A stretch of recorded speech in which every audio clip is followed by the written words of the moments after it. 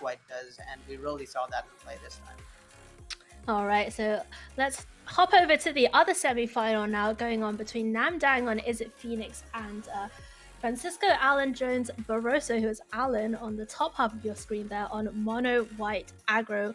And we do have to apologize because we only have one side of the matchup to show you, but we are going to be watching it from the point of view of Is It Phoenix and Nam slamming this one land hand.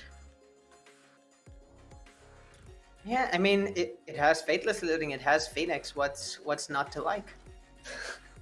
I guess that's all you need, right? One red mana, Faithless Looting, Phoenix.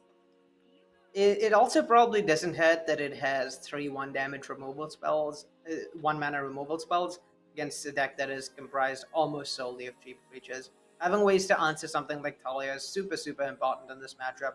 So 3 answers to that makes this hand actually really good. So we did see Shock take out that Selfless Savior first, and now we're going to see Thalia come down, which is going to tax these spells by 1, but we expect to see Pillar of Flame take out Thalia very shortly.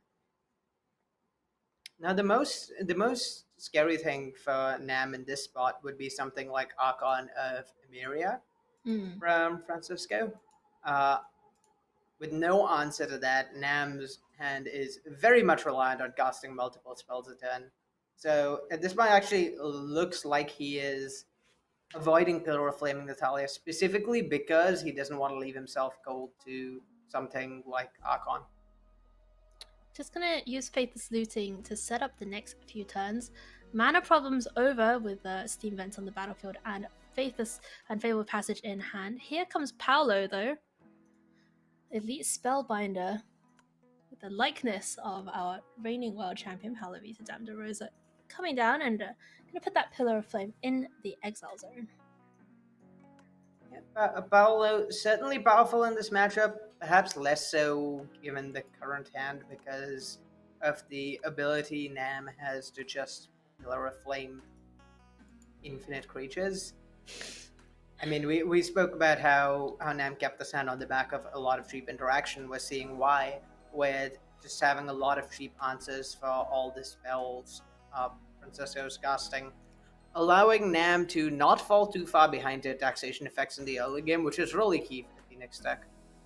Oh, a second Phoenix found off the Faithless Looting. That is going to be the last spell cast, and we're going to see double Arclight Phoenix returned from the graveyard here for Namdang in game 2 of the second semi-final.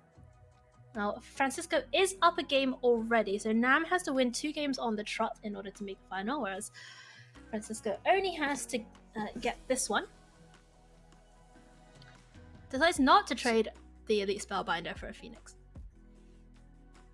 So with Francisco having so many cards in hand to... Oh my goodness. Sorry to interrupt you, Arya, but we see the reason that there was no trade there.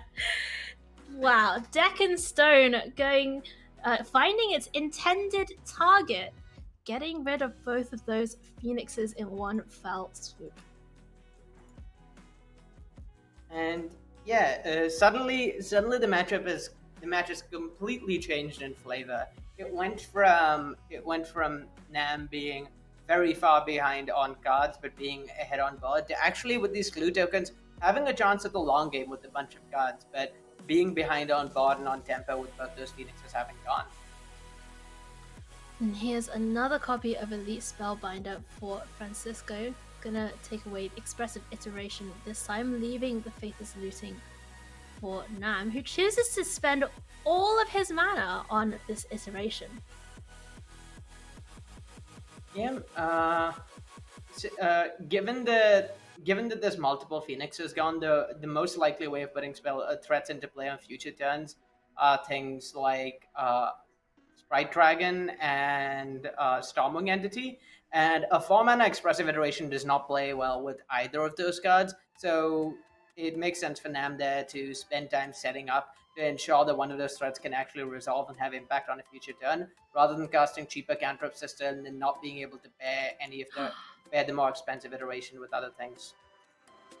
Wow, so Francisco able to get an attack with the Faceless Haven and Elite Spellbinder, taking Nam down to just 8 life, and finds an Archon of Emeria as well, which is going to mean that Nam can't cast more than one spell each turn. And Iteration finds the answer, but this Archon... The Archon shutting off the ability to play the Sprite Dragon here and actually get a threat going is probably more than Nam can beat in this spot. Well, this is going to be an attack for 9 coming over. There is a Fry, which is going to take down one of these threats. Going to take down the Archon. Nam is going to fall to just 1 life with only a Faithless Looting, in hand. Facing down a Faceless Haven and an Elite Spellbinder. And a Redain. So 3 lethal threats, not easy to beat. Not impossible, certainly, but not easy, not even for a Phoenix deck. So it's gonna start off with the Faithless Looting. Ditch those 2 lands. Keep going. Look, there's an Opt. So this is getting interesting now. Opt finds an Arclight Phoenix. So if Nam casts a Faithless Looting from the graveyard, that will be the 3rd spell. But unfortunately, that still doesn't answer all the threats. Brainstorm found off the clue. Nam, those windows seems to be closing here for Nam in game number 2 to deal with 3 lethal threats on the other side of the battlefield. Lightning Axe is an answer to one of them, but Arya, this one looks like it's almost over. And what Nam needed to find there was something like a Pillar of Flame to pillar the Spellbinder, Lightning Axe the Redain, and then have the Arclight Phoenix come back and block the Faceless Haven. Without finding that, though, Nam just has to hope that bluffing, having a piece of interaction in hand like a shock, will prevent an attack here.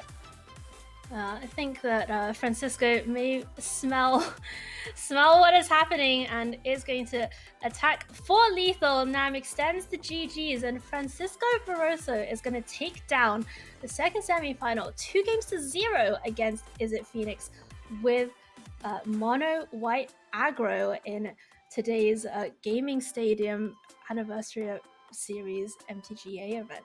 Wow. Mono white aggro. Who knew?